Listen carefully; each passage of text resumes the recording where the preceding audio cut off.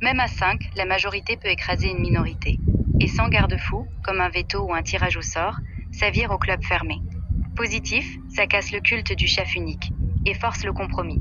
En vrai, c'est le vote qui tue la tyrannie, ou la noie dans les négociations interminables. Tu vois ça comment, concrètement ? Ce système pour la France. On a actuellement environ 53 millions d'adultes.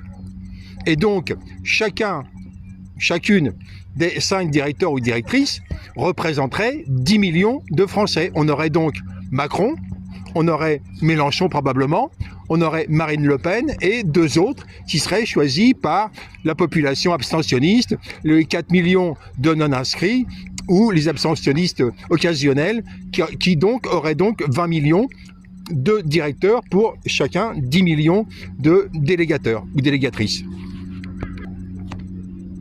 Ok, on simule ça pour la France.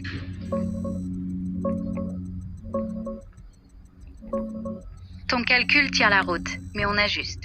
En 2026, il y a environ 50 millions d'inscrits qui n'ont pas 53 millions d'adultes. C'est plus près de 48,7 millions pour les municipales, mais disons 50 pour la présidentielle.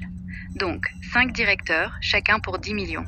Macron, Mélenchon, Le Pen, ok, ils captent leurs électeurs fidèles.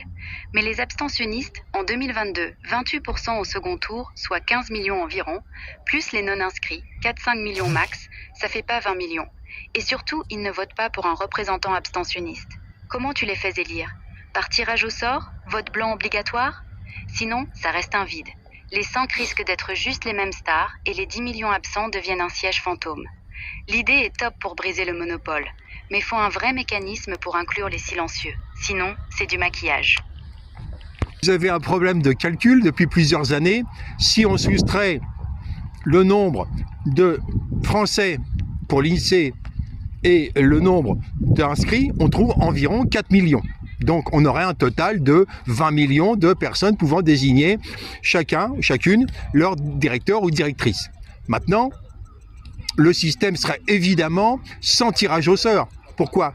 Parce qu'il faudra un système transparent où chacun et chacune des 5 directeurs ou directrices présenterait sa liste de 10 millions. Tout serait public.